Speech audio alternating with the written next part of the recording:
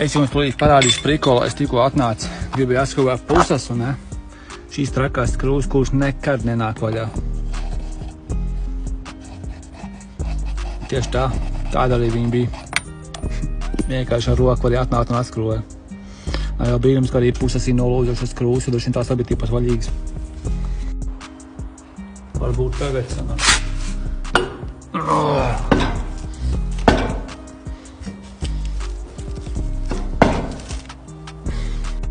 Nu, ko šitā tas izskatās? Tās skrūvītes, kas nolūz, viņas ir vaļīgas, tā kā viņas var mierīgi izņemt ārā.